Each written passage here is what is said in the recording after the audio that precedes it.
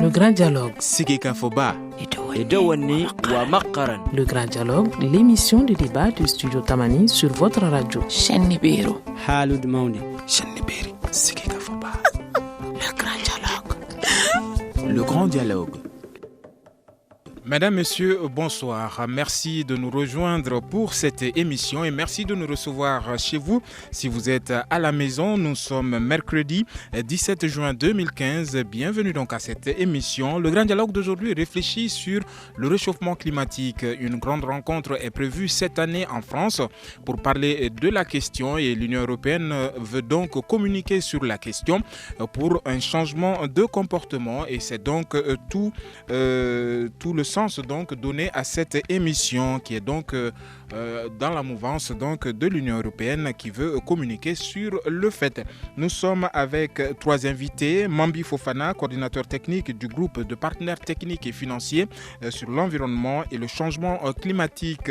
Deuxième invité, Drissa Gana, coordinateur du bureau de Sévaré de Sahel Eco, et Abdoulaye Bineguindo, coordinateur régional du projet intégré du delta intérieur du Niger. Je suis Famoussa Sidibé. Peting Diara est à la mise en onde. Studio Tamani. La France présidera donc cette année la 21e conférence des parties de la Convention cadre des Nations Unies sur le changement climatique, COP 21, CMP 21, après l'échec de la conférence de Copenhague sur le climat en 2009, dont l'objectif commun visait à contenir le réchauffement climatique. C'est une échéance cruciale puisqu'elle doit aboutir à un nouvel accord international sur le climat applicable à tous les pays.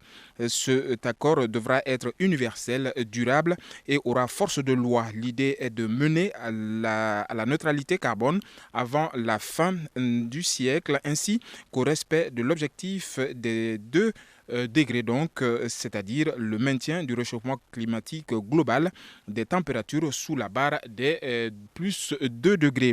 Alors, cette première question, le thème même de cette émission, en quoi suis-je concerné par le réchauffement climatique? Question que tous les Maliens lambda doivent bien pouvoir se poser. Monsieur Fofana, Mambi Fofana, vous êtes coordinateur donc des partenaires techniques et financiers, environnement et réchauffement climatique. Merci. Bon, en fait, je pense que nous sommes des citoyens de ce monde. Et en tant que citoyens de ce monde, nous sommes tous concernés par les questions climatiques, qui ne sont plus des mythes, mais des réalités évidentes et qui affectent nos vies de façon quotidienne. Ça affecte les systèmes humains, ça affecte les systèmes écologiques et les systèmes économiques. Des questions d'évidence ou des aspects d'évidence, c'est que présentement nous savons qu'il y a de grandes perturbations au niveau des paramètres climatiques. Le paramètre climatique le plus important à être affecté par les changements climatiques pour ce qui nous concerne en tant que pays sahélien, c'est d'abord la pluviométrie annuelle et sa répartition dans l'année. Depuis en fait les 20 dernières années, la pluviométrie moyenne annuelle a diminué d'au moins 20% au Mali. Et il y a l'ISUET, c'est-à-dire la bande de points ayant la même pluviométrie moyenne annuelle, la bande 1200 a disparu. C'était la bande qui concernait les cercles de Sikasso et de Bougouni, ça a disparu complètement. Donc il y a eu en fait il y a eu une diminution des pluviométries moyennes annuelles au cours de ces 20 dernières années, mais aussi les températures. Nous savons que les températures n'ont pas beaucoup changé quand il s'agit des moyennes, parce que c'est juste 0,2% de changement, mais quand même, il y a des poches de grandes températures maintenant que nous sentons. Et aussi, les systèmes économiques tels que les systèmes agronomiques sont fortement perturbés à cause du climat. Les terres se dégradent alors que la terre est le support physique et nourricier des productions agricoles. Donc, non seulement les rendements baissent à l'exclusion du maïs et du riz, où présentement on essaie de travailler seulement sur des variétés hybrides, mais à l'exclusion de ces deux cultures, toutes les autres cultures connaissent une baisse notable de rendement. Et qui parle de baisse de rendement, parle aussi de baisse de production. Alors qu'au même moment, en fait, la démographie est galopante. Donc, parce que nous observons un taux de croissance de 3,6% et qui dépasse de loin les accroissements annuels en termes de production. D'accord. Alors ça, c'est des termes un peu plus techniques. Nous allons voir avec les hommes du terrain. Ils sont deux autour de moi dans ce studio. Alors, les observateurs, les techniciens que vous êtes, estimez que le réchauffement climatique, ça concerne beaucoup plus les pays industrialisés. Aujourd'hui, qu'est-ce que le quotidien d'un bûcheron peut avoir comme impact sur le réchauffement climatique, Monsieur Gana, Idrissa Gana? Merci bien. En fait, le changement climatique, c'est vraiment une réalité aujourd'hui. Beaucoup pensent que c'est une fatalité, mais au niveau des communautés que nous encadrons, nous sommes dans la dynamique de les sensibiliser sur la véracité de ces changements climatiques. Aujourd'hui, c'est vraiment une réalité et ça se manifeste de façon très concrète. Avant, les gens, au mois de mai, juin, déjà, les semis étaient terminés. Et aujourd'hui, nous sommes au 17 juin. Vous allez faire le tour du Mali de façon concrète. Vous allez trouver que moins de 10% du territoire est ensemencé. Donc, d'abord, un impact sur la pluviométrie. Direct. Le retard de pluie en début d'hivernage. Ça, c'est l'impact direct. Le second impact, ça, c'est l'arrêt précoce des pluies. Alors que nous avons encore des semences tardives, on est habitué à faire des semences tardives de 3-4 mois. Le maïs, le mil, au niveau du Sénat, on sème vers juin pour les récolter vers octobre-novembre. Et aujourd'hui, à partir du 22 septembre, il n'y a plus de pluie de façon concrète. Donc, au-delà de l'arrivée tardive, il y a également l'arrêt précoce des pluies. Donc, la période hivernale s'est raccourcie alors que nous avons encore les mêmes semences de longue durée. Qu'est-ce qui provoque tout ça? C'est le changement climatique. En fait, vous avez tantôt dit que les gens pensent que ça n'affecte que les pays industrialisés. Ils sont les causes de pollution qui engendrent le changement climatique. Mais les pays du Sahel subissent les conséquences les plus graves. Alors, en quoi leur action aggrave le réchauffement climatique? Au niveau du Sahel. En fait, notre contribution, c'est moindre sur le plan mondial. Mais ça se manifeste du fait qu'aujourd'hui, nous contribuons à la dégradation du couvert végétal. Et qui parle de dégradation du couvert végétal parle de contribution à l'effet du changement climatique. Donc, toutes les causes anthropiques, au-delà... Alors, quand vous parlez de dégradation du couvert végétal, c'est bien la coupe du bois et toutes les activités... Il y a toutes les mauvaises pratiques de défrichement où on est amené à nettoyer tout le champ en début d'hivernage pour installer les cultures. Notamment les feux de brousse. Les feux de brousse, il y a le défrichement très mal pratiqué. Il y a autant de pratiques, les techniques culturelles, la mécanisation, qui fait qu'il faut dessoucher tous les arbres avant d'installer les cultures. Donc ça, c'est des pratiques anthropiques qui contribuent énormément aux effets du changement climatique. D'accord. Je rappelle que vous êtes Idrissa Gana, coordinateur du bureau de Sévaré de Sahel Eco. Alors, je me tourne vers Abdoulaye Bineguindo, coordinateur régional du projet intégré du delta intérieur du Niger. Alors, en quoi les bergers sont-ils concernés par le réchauffement climatique, M. Guindo? Merci pour cette excellente question. Les bergers, moi, comme vous l'avez dit, je suis le coordinateur du programme de développement durable du delta intérieur du Niger. C'est un programme financé par le Royaume de Suède et le gouvernement du Mali. Et l'objectif principal, c'est d'améliorer la résilience des populations cibles, notamment les jeunes et les femmes, par rapport justement aux effets du changement climatique. Le changement climatique par rapport aux bergers, quand on dit berger, c'est les animaux, et quand on dit animaux, c'est les fourrages. Et qui dit fourrage, il n'y a pas de fourrage s'il n'y a pas d'eau. Et une des conséquences, en tout cas, des changements climatiques, c'est la rareté des pluies, comme M. Mambi Fofana l'a dit tout de suite. Donc, s'il n'y a pas de pluie, ça veut dire qu'il n'y a pas de fourrage. S'il n'y a pas de fourrage, ça veut dire que l'animal, il aura des problèmes d'alimentation. Donc au niveau du delta intérieur du Niger, nous tentons de voir par rapport à tous ces effets négatifs, qu'est-ce que nous on peut apporter comme expertise technique auprès de ces populations qui, bien sûr, connaissent ou subissent les effets du changement climatique. Donc on essaie de voir, quand on parle le delta intérieur du Niger, où le principal fourrage, c'est ce qu'on appelle le bourgou, Echinoclea sagnina, qui est très très apprécié, non seulement par les animaux, mais aussi par les hommes, parce que sa croissance dépend et fonctionne de la lame d'eau. Donc plus il y a de l'eau, plus le bourgou se développe. Il y a moins d'eau, le bourgou a des problèmes. Donc nous essayons aujourd'hui au niveau du delta intérieur du Niger de sensibiliser les bergers et tous ceux qui sont dans le développement rural pour voir comment nous pouvons nous adapter justement par rapport à la rareté des pluies. C'est pourquoi nous essayons de conseiller des espèces fourragères à haute valeur nutritive, mais qui supportent les 300-400 mm de pluie.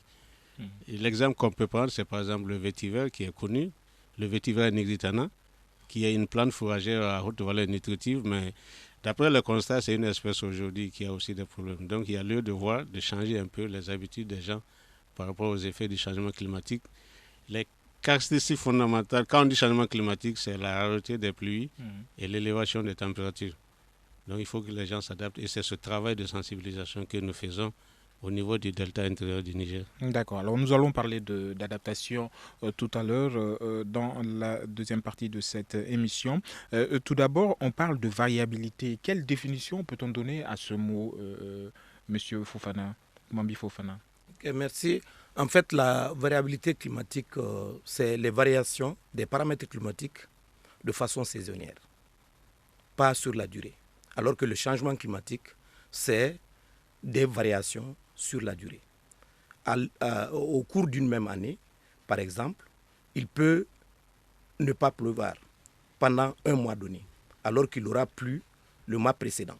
En ce moment, il y a une certaine variation dans la régularité des pluies. Et c'est ce qu'on appelle la variabilité climatique, c'est pas sur la durée. Alors que les changements climatiques, on s'inscrit dans l'analyse des changements climatiques lorsque on se met dans une perspective d'un horizon passé d'au moins 30 ans. Lorsque en ce moment les paramètres climatiques sont fortement perturbés, on parle de changement climatique. Sinon, la variabilité climatique, c'est juste les perturbations saisonnières qui peuvent être annuelles ou intra-annuelles, c'est-à-dire à l'intérieur, interannuel ou intra-annuel, entre deux années successives ou à l'intérieur de la même année, des poches par exemple de sécheresse ou de pluviométrie très forte. Et les paramètres climatiques qui sont concernés, c'est la pluviométrie, c'est le régime des vents. Les vents peuvent être très fortement violents.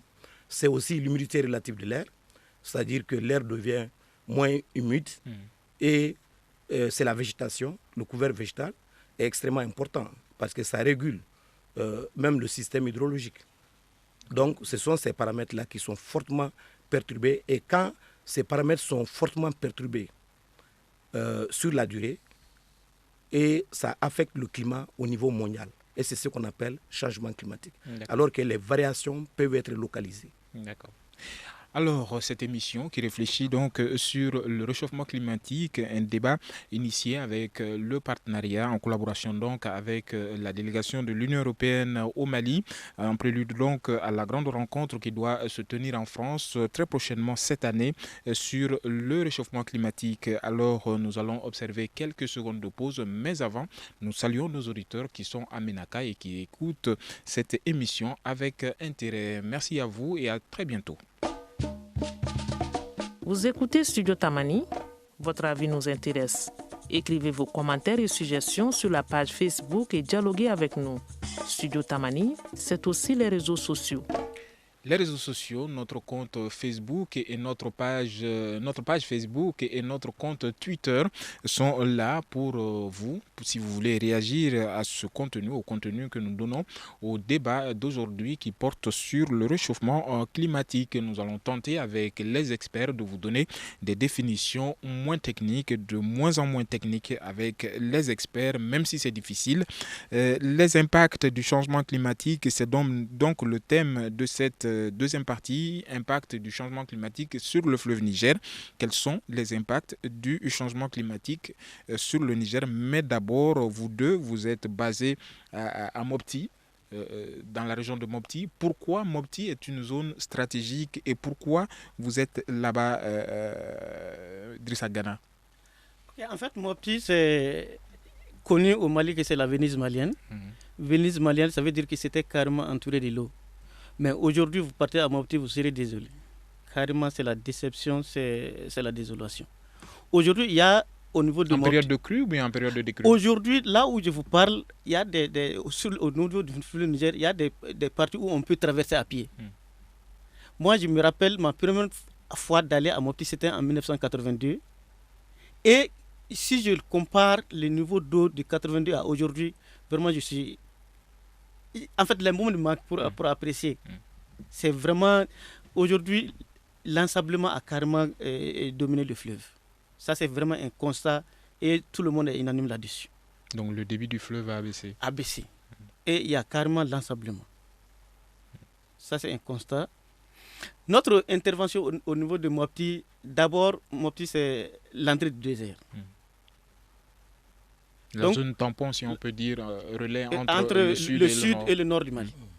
Donc, Sahel Eco étant une ONG qui a pour vocation d'aller vers la gestion rationnelle des ressources naturelles, on se dit qu'il faut attaquer le problème à la source, à freiner l'avancée du désert et l'attaquer à partir de Mopti. Voilà la justification de notre intervention au niveau de Mopti. D'accord. Voilà. Alors, quel impact est-ce que le réchauffement climatique a sur le fleuve Niger? Abdoulaye Bineguindo, coordinateur régional du projet intégré du Delta du Niger. Merci, monsieur l'animateur. Comme monsieur Gana l'a dit, et beaucoup de gens ne vont pas le contredire, la région de Mopti, c'est la région centre. C'est la région centre qui apporte beaucoup au niveau de l'économie nationale. C'est la zone où on fait les activités de production de poissons. C'est où on fait la riziculture. C'est l'élevage aussi au niveau de Mopti. Et pendant cette période sèche, presque tous les animaux du Mali se rencontrent au niveau de Mopti et même les animaux des pays voisins. Donc c'est une zone stratégique pour le Mali et même pour le monde parce que le delta intérieur du Niger a été classé site Ramsar. Ça, c'est une convention qui a été signée dans une ville de Iran qu'on appelle Ramsar. Et cette convention est dédiée aux zones humides.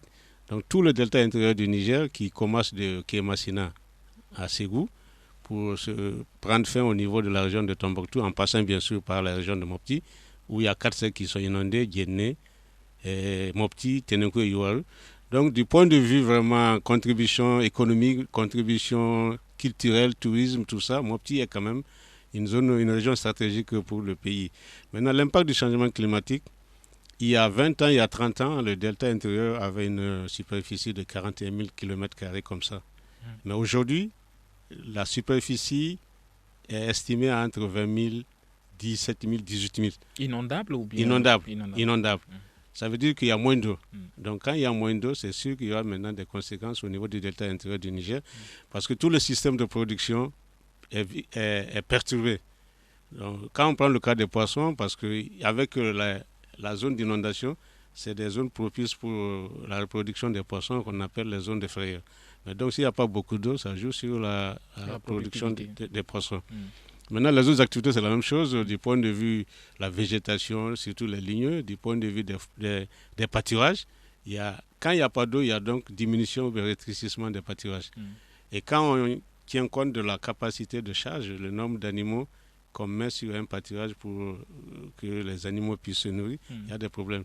Donc il y a l'effet, il y a le surpâturage qui fait que le sol, qui est le support nourricier, a des problèmes de jouer son rôle de fertilité.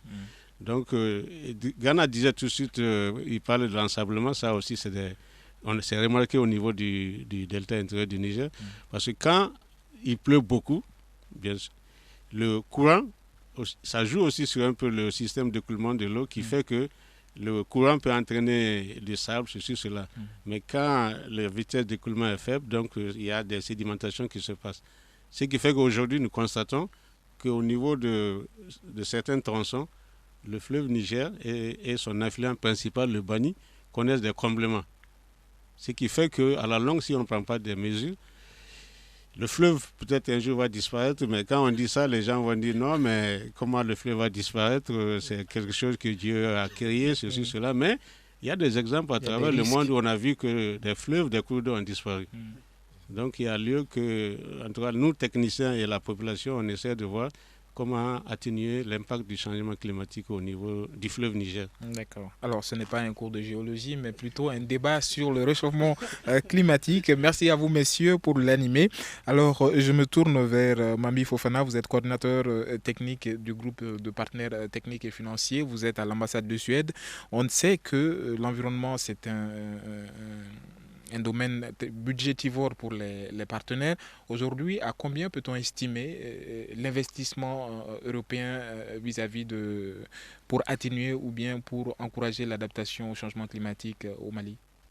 Bon, j'avoue que je ne suis pas à mesure de donner un chiffre précis parce que c'est vrai que nous essayons de faire en sorte qu'il y ait l'harmonisation et que les actions, les différentes interventions financées par les barres de fonds puissent être coordonnées. Mais au même moment, je pense que nous avons un peu de chemin à faire avant que ce soit les mêmes mécanismes de financement. Donc, comme il y a au moins une dizaine de partenaires qui sont présents au Mali, nous essayons de faire en sorte qu'il y ait au moins des informations qui puissent être partagées, qu'il y ait aussi des paniers communs, mais au même moment, il y a quand même les deux méthodes qui restent parallèles, c'est-à-dire que les financements conjoints que nous faisons et les financements individuels par chaque barreur. Cela fait qu'il est difficile de donner un chiffre. Mais ce qu'il faut dire, c'est qu'un pays comme la Suède au sein de l'Union européenne, comme la Belgique, comme la délégation même de l'Union européenne, en fait, c'est des agences qui mettent beaucoup d'argent dans l'environnement. Dans tous les cas, même les projets de production ou d'obédience économique devraient inclure une dimension de sensibilité positive à l'environnement. Et au niveau de chacun de ces programmes, généralement, il y a des évaluations environnementales stratégiques qui sont menées avant même le financement.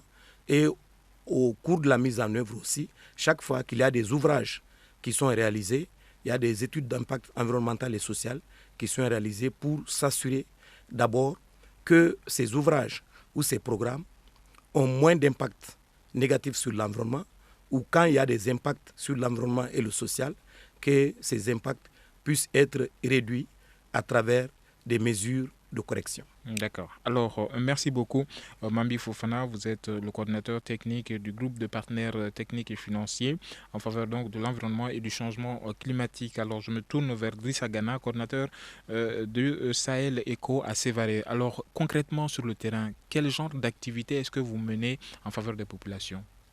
Ok, en fait, merci bien.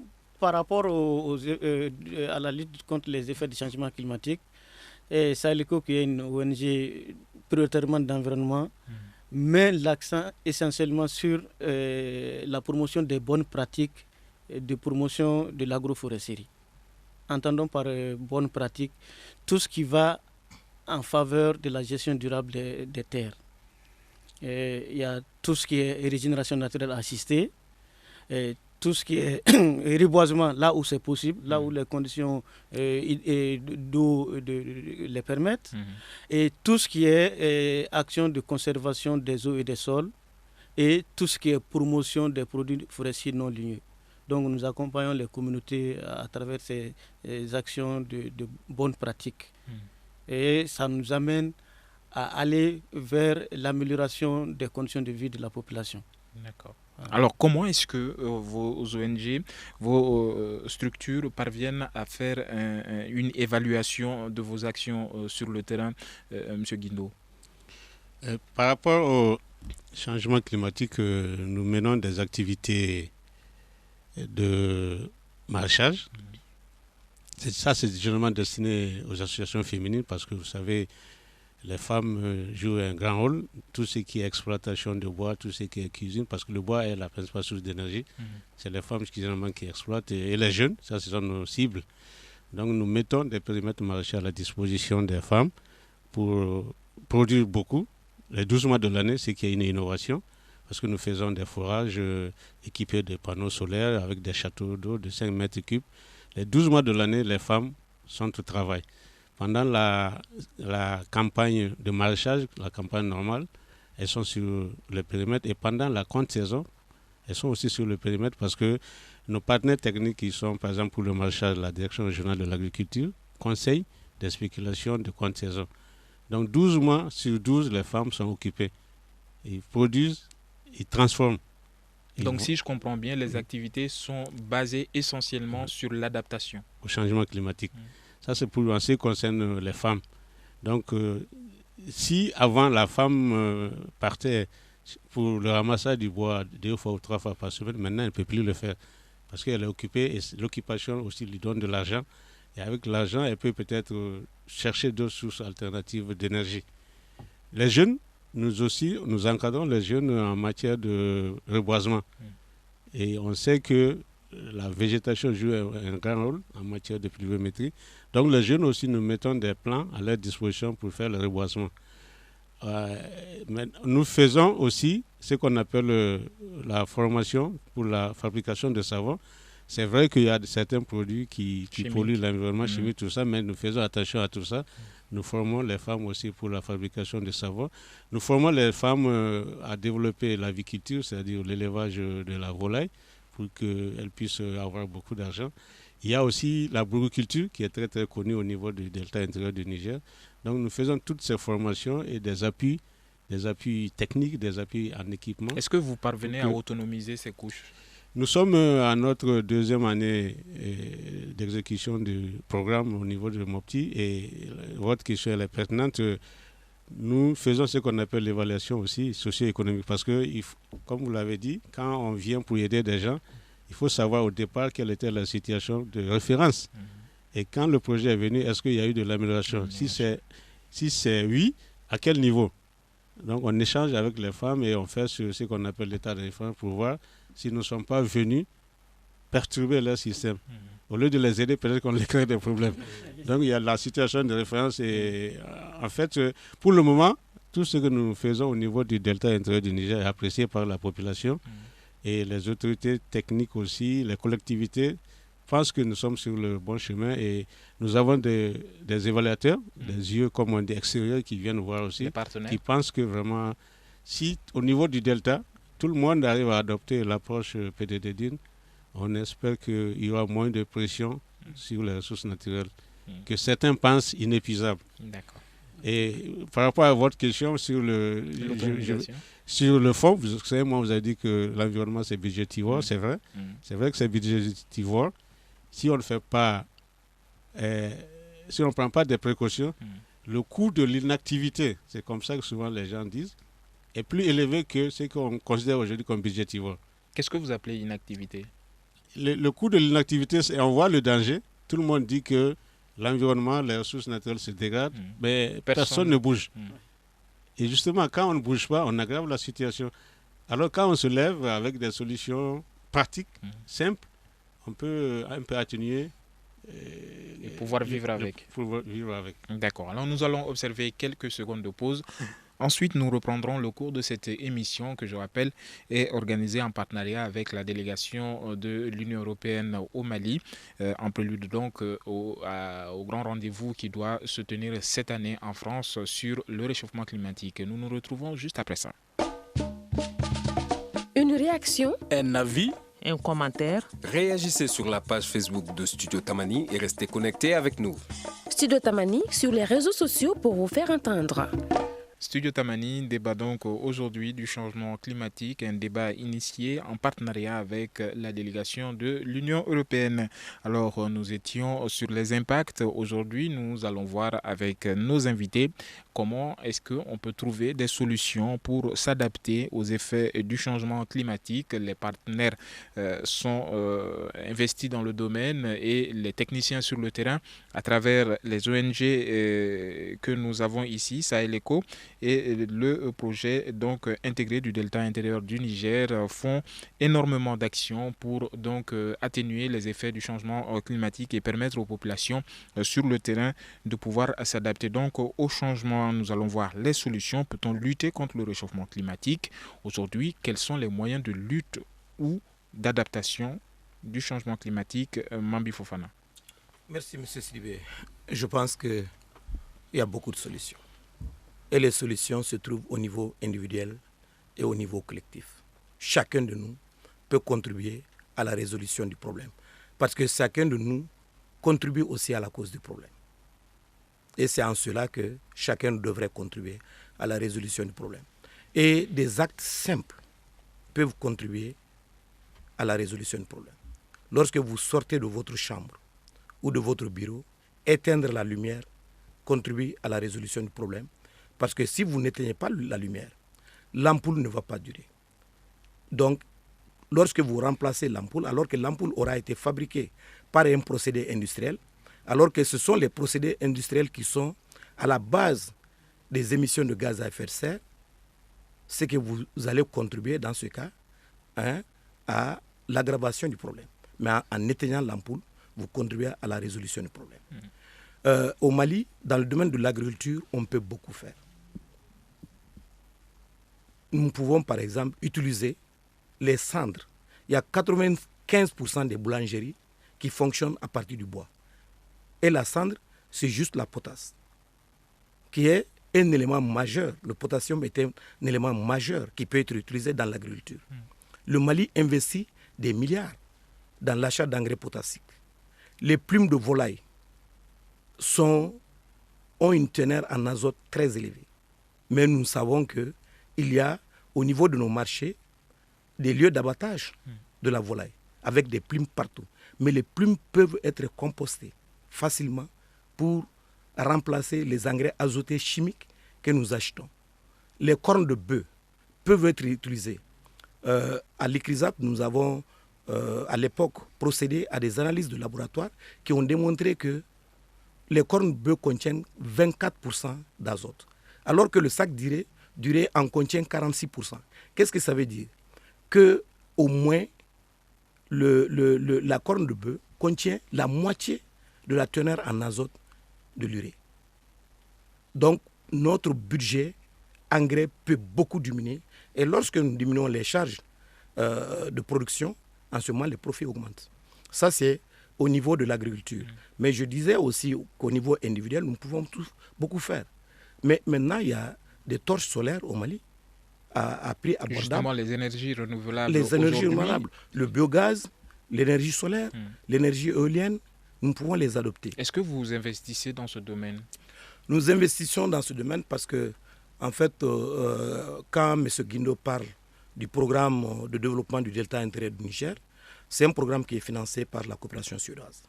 Et au niveau de ce programme, les énergies renouvelables telles que le solaire sont beaucoup utilisées pour l'exor de l'eau, en lieu et place du carburant fossile.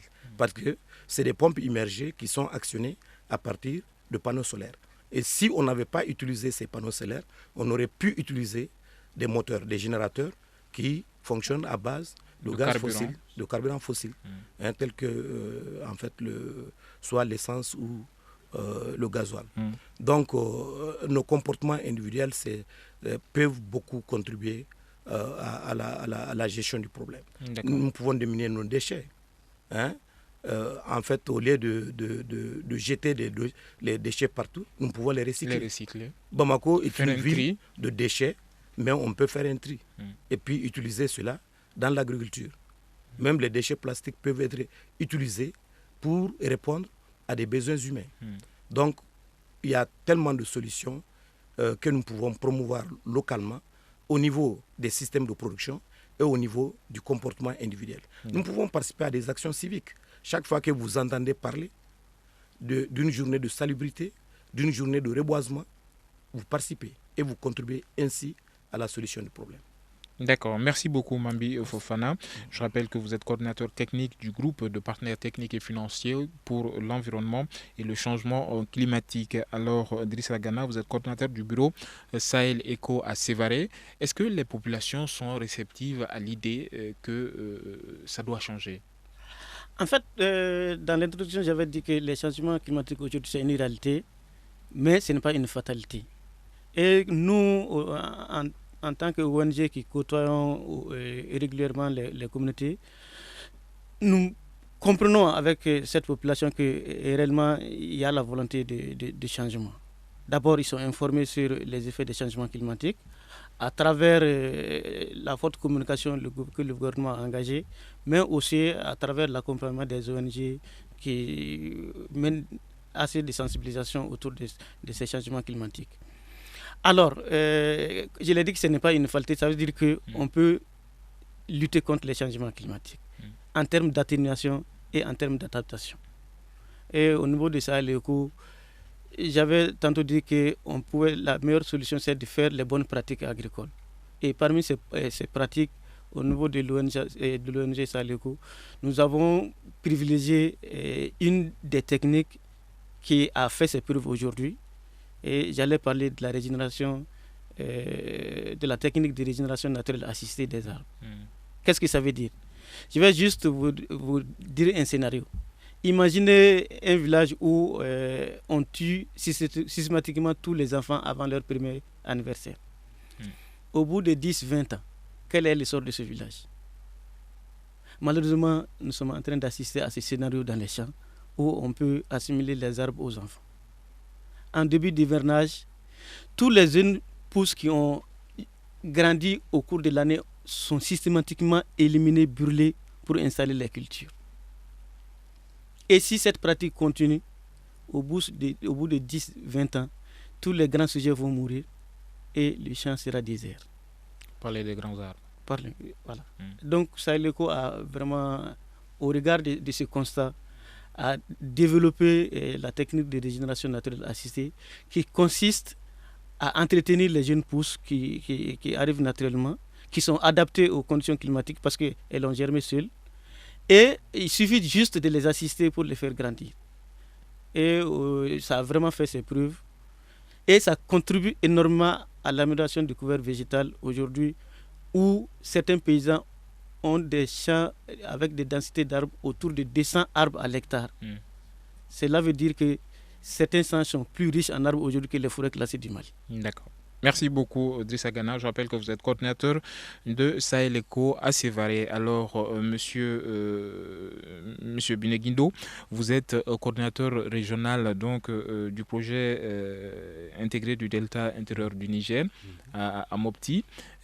Vous menez des actions qui permettent d'éduquer les populations à leur insu en installant des projets assez intelligents. Aujourd'hui, est-ce qu'il est possible de dire à ces populations que les projets que vous installez sur le terrain relèvent donc de leur survie? Est-ce que les populations sont réceptives à cette idée? Les populations, je ne dirais pas que les populations sont réceptives à nos projets, mais c'est que nous, c'est plutôt les populations qui nous envoient des projets. Parce que l'approche a changé. Il y a quelques années, on faisait ce qu'on appelle le top-bottom. Là. C'était du haut qu'on amenait les projets au niveau des paysans qui étaient presque indifférents. Mais nous, aujourd'hui, c'est à la base. Nous travaillons avec les services techniques, nous travaillons avec les ONG et nous avons mis en place ce qu'on appelle des cadres de concertation. Donc c'est depuis la base, depuis au niveau commune que les projets montent. Les populations savent les difficultés, ou en tout cas leurs besoins. Donc rien ne leur sont imposés. Non. Donc c'est pas que les populations sont réceptives, mais c'est les populations même qui initient. Donc ça remonte depuis la commune, le cercle, au niveau région. Nous avons le comité technique régional du programme qui est là. Donc nous analysons et on va voir si c'est en harmonie ou en accord avec les principes du programme. Si c'est acquis, tout de suite, on déclenche tout le processus. Donc nous, en tout cas, les 2 ans que nous sommes sur le terrain, il n'y a pas de problème, les choses marchent bien. Et tout ce que nous faisons est vraiment apprécié par les populations. Par rapport à l'adaptation au changement climatique, comme je l'ai dit tantôt, l'objectif principal, c'est améliorer la résilience. La résilience, c'est quand tout de suite, M. Fofana et Ghana parlaient de l'insuffisance des pluies et autres là. Quand il n'y a pas de pluie, parce qu'aujourd'hui tout est basé sur la pluie, et quand il n'y a pas de pluie, donc il y a tout de suite le système de production qui reçoit un coup. La production ayant échoué, tout de suite il y a un choc au niveau des populations. Donc c'est ce qu'on appelle comment améliorer la résilience, comment on peut les aider à atténuer ce choc. C'est pourquoi nous faisons, je dis, le maraîchage, nous faisons les activités qui puissent aider les paysans. D'accord. Maintenant, par rapport aux effets du changement climatique, la pluie, il y a des études qui ont prouvé qu'il y a bien sûr une relation entre la pluie et le taux de couverture d'un pays par la végétation. Donc nous expliquons ça aux paysans de faire des activités de reboisement. Et à ce titre, le projet aussi appuie. L'an passé, on a fait à peu près 100 hectares d'eucalyptus répartis sur les 4 cercles inondés. Nous avons intervenu aussi au niveau de Gundam, Niafunke, où bien sûr c'est le delta. Donc nous faisons tout ce qui peut en tout cas aider les populations à s'adapter aux effets du changement climatique avec leur participation et leur implication. Parce qu'une chose, c'est d'amener quelque chose, mais l'autre chose, c'est la pérennité ou bien la durabilité de nos interventions. Donc nous faisons tout avec les populations en associant toutes les composantes, services techniques, collectivités, ONG. D'accord. Merci beaucoup. Monsieur Guindo, vous êtes coordinateur régional du projet intégré du Delta intérieur du Niger, ONG basée donc à Mopti. Aujourd'hui, on sait que le changement climatique, les questions du réchauffement climatique relèvent du combat des éléphants. Cette rencontre prévue cette année en France, est-ce qu'on peut avoir avec vous quelques enjeux de ce forum prévu qui aboutira donc à un document qui aura force de loi imposé donc aux pays industrialisés. Un aperçu avec vous, M. Fofana? Ok, merci M. Sidibé. Bon, en fait, Paris est un enjeu majeur pour le monde parce que la réussite de Paris va déterminer aussi l'avenir du monde. Puisque quand on parle de changement climatique, on parle d'un problème mondial qui se manifeste au niveau local, mais qui doit être résolu aussi à l'échelle mondiale en termes de politique. Et à Paris, cette année, il est attendu d'abord que, pour la première fois, que même les pays qui ne sont pas en fait émetteurs essentiels de carbone comme le Mali, les pays en voie de développement, les pays en voie de développement ou les moins avancés, les paiements, que ces pays puissent amener des contributions chiffrées de leurs engagements en termes de réduction. Et il ne s'agit pas de faire des professions de foi, mais de dire quels sont les niveaux d'émissions de gaz dans chacun des secteurs d'activité économique dans le pays, le transport, l'industrie, le commerce, les reconversions en fait agricoles, ou les déboisements forestiers, tout cela, dans chaque secteur, voir quels sont les niveaux d'émissions actuels et quel est le niveau d'engagement de réduction et comment cette réduction sera opérée. Chaque pays, sur une base volontariste, les paiements, je vais dire, devraient amener des contributions. Cela est très important parce que c'est vrai que nous avons des responsabilités différenciées dans les causes des changements climatiques. Je vais dire les pays les moins avancés et les pays industrialisés. Mais quand même, nous sommes tous responsables à des degrés différents. Et la question qu'on se pose, est-ce qu'il faut attendre que nous aussi, nous polluons pour que nous soyons considérés comme responsables. Cette question, nous la laissons donc à l'appréciation des auditeurs, car l'heure est arrivée, la fin de cette émission est toute proche. Merci à vous, messieurs, pour votre disponibilité. Je suis Famoussa Sidibé, Peting Diara était à la mise en onde, Mamadou Ouattara était à la régie vidéo, Ousmane Diadje Touré et Ayouba Sow étaient à la réalisation. Nous vous disons bonsoir et un très bon moment. Et à très bientôt, à demain donc pour un autre débat. Merci. Le Grand Dialogue. Le Grand Dialogue, l'émission de débat du Studio Tamani sur votre radio.